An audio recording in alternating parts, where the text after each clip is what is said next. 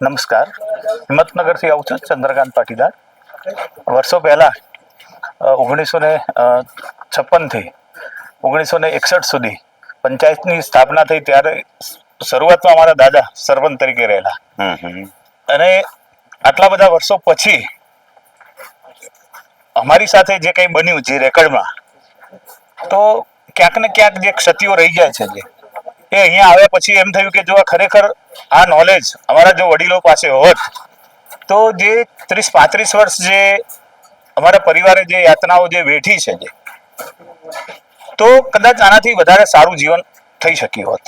એટલે અહીંયા આવ્યા પછી અને છેલ્લા 5-6 મહિનાથી જે 2-3 પ્રશ્નો જે ચાલી રહ્યા છે, તો એમ થયું કે આજે સાહેબે બહુ વાત કરી કે આપણે આગળ વધવું છે તો મૂળ સુધી જવું પડશે, જાણવું પડશે. એમ કોઈ પણ જે જંગ જે છે અત્યારે જે એક વાત ચાલી રહી છે કે જે જાત જાતનું જે કરપ્શન હોય અથવા તો મુજરા સાહેબના શબ્દમાં, તો આપણે મજબૂતાઈથી જવું પડશે. આપણો જે પક્ષ જે છે, આપણી પાસે નોલેજ હશે તો સાચા અધિકારીઓ છે, પણ આપણી પાસે નોલેજ નથી. પહેલા તો આપણને જ વિશ્વાસ નથી કે આપણે સાચા છીએ કે ખોટા છીએ. એમ એટલે છેલ્લા 8-9 મહિનાથી સાહેબના વિડીયો જોયા છે, ખૂબ ઉપયોગી છે. આપણે માનતા હોઈએ છીએ કે ખરેખર આપણને આવડે છે, 7/12 પામ્યું કે આપણે જોઈએ તો કેસીસી લોન મળી ગઈ એટલે બહુ સરસ, અને સરકાર પાસે તો જાત 5 લાખ, 10 લાખ, 20 લાખ, 25 લાખ, એટલે લોકો ખુશ છે.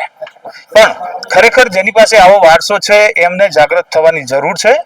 આગળની પેઢી જાગૃત હતી, એમને નાના મોટા વ્યવહારો કરી, તલાટીને ઘી પણ આપીને વ્યવહારો સાચવી લીધા હતા. પણ અત્યારે ઘીની બરણી જોઈ આવા વ્યવહારો સચવાશે નહીં. ઓનલાઈન થયું છે, તો આપણી નવી યુવા પેઢી જાગૃત થયા બાબતમાં, અને આવા કાર્યક્રમો જે છે સમાજે હાથ ઉપર લેવા જોઈએ, યુવાનોને તાલીમ આપવી જોઈએ, તો જ આપણું જે ભવિષ્ય જે છે એ આપણે સુરક્ષિત કરી શકીશું. એમાં અધિકારીઓનો પણ સહકાર મળશે. આપણે જેટલા જાગૃત થઈશું તો એમનું કામ ઓછું થવાનું છે. તો એ તો બેઠા જ છે કે આવો, પણ આવા સાહેબો જે છે એ મને એમ લાગે છે કે જિલ્લે જિલ્લે એક પ્રતિનિધિ ઉભા થાય અને આવા કાર્યક્રમોનું આપણે બધા આયોજન કરીએ તો આવનાર સમય જે છે એ કૃષિ બહુ મોટું કામ થવાનું છે. આપણો ભારત દેશ સુખી હતો એનું કારણ પાયામાં આજ ખેડૂત હોય છે, જે મરી મસાલા અથવા તો ઘી કે જે કંઈ પણ હોય, તો ફરીથી હવે પ્રાકૃતિક ખેતી, આ ઘણા બધા વિષયો છે, રાજ્યપાલ પણ ચલાવી રહ્યા છે. તો ફરીથી જો આપણું ટાઇટલ ક્લિયર થશે તો આપણી પાસે તાકાત આવશે, અને એ તાકાતથી પાછું આપણે આગળ ભારત દેશને લઈ જઈ શકીશું. અહીંયા ઘણી બધી નીતિમત્તાની વાતો છે સાહેબ, હસતા હસતા માર્મિક, આપણને ક્યાંય ઊંઘ ના આવે, કંટાળો ના આવે એના માટે સરસ વાતો મૂકી રહ્યા છે. આ પહેલી વખતે આવવાનું થયું છે આવા કાર્યક્રમમાં, બાકી બીજી તાલીમો ઘણી લીધી છે, પણ એમ લાગે છે કે સાહેબ ખરેખર 1 વર્ષ હું મોડો પડ્યો છું, વહેલા આવવાની જરૂર હતી. અસ્તુ, હવે આવતા રહીશું. આભાર, થેન્ક યુ. જય સરદાર. મારું નામ પ્રિયદન પટેલ, હું ખેડા જિલ્લાના લવાલ ગામથી આવું છું. આ રમણીકભાઈ કોટડિયા સાહેબના તાલીમ કેમ્પમાં 4થી વખત તાલીમ લેવા આવ્યો છું, અને મને છેલ્લા 2 વર્ષથી સાહેબનું જ્યારે પહેલું પેજ ફેસબુક ઉપર મેં જોયું, ડાયાબિટીસથી એમના વિડીયો જોતો હતો, એમાંથી સાહેબનો મને નંબર મળ્યો, એમાંથી સાહેબને કોન્ટેક્ટ કરી તાલીમ કેમ્પમાં હું આવ્યો છું. તાલીમ કેમ્પમાં આવવાનો મુખ્ય હેતુ મારો એ છે કે મને પોતાને સાહેબનું એક વિઝન છે, પોતે પોતાના વકીલ બનો. એમાં સાહેબના વિઝનથી મને એક મારા પોતાના અંગત કામ, કે જે સાહેબ રસ્તાનું કામની મેં આપણે વાત કરી હતી, મારા રસ્તાનું કામ હું જાતે કરી શકીએ, ખુશીની આનંદ છે. એની માટે હું વારંવાર તાલીમ કેમ્પમાં આવું છું. ગુજરાતના તમામ ખેડૂતોને, યુટ્યુબના તમામ વ્યુઅરોને હું આ વિડીયોના માધ્યમથી જણાવું છું કે સાહેબનું જે સેવાકીય કાર્ય છે એમાં આપ સૌ જોડાવ, સહકાર આપો. સાહેબનું એક બીજું વિઝન છે કે રમણીકભાઈ રાજકોટમાં એક જ છે, પણ આખા ગુજરાતમાં ગામે ગામ રમણીકભાઈ થવા જોઈએ, એ એમનું એક વિઝન છે. તો આપણે સૌ ખેડૂતોની એક પોતાની ફરજ બને છે, પોતાના જ કામ માટે, કે સાહેબને સહકાર આપે અને આવા તાલીમ કેમ્પમાં જોડાય, સાહેબના વિડીયો જોવે અને પોતાના કામ પોતે કરતા થાય, એવી અભિલાષા સાથે હું મારી વાણીને અહીંયા ટૂંકમાં વિરામ આપું છું. મારા સાથે તમારો સન લેવો છો કે અને બોલાવો એમને. તમારો સન આવ્યો છે ને સાથે? ના, નથી. અચ્છા, કોનો હતો?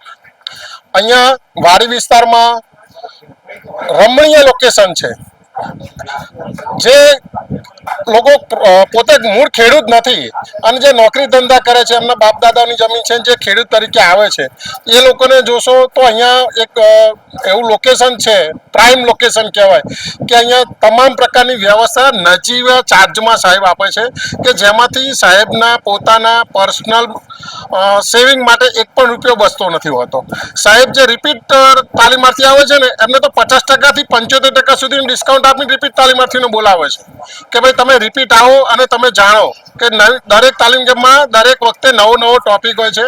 રેવન્યુ ડિપાર્ટમેન્ટ એટલો મોટો છે કે જેટલું એમાં આપણે ઊંડા ઉતરીશું દરિયા જેવું છે, દરિયાનું પાણી ઉલેચીતું ઓછું નથી થવાનું, એવું જ આ રેવન્યુ ડિપાર્ટમેન્ટ છે કે તમે જેટલી વખત તાલીમ કેમ્પમાં આવશો ને એટલી વખત નવું કંઈક ને કંઈક જાણવાનું મળશે.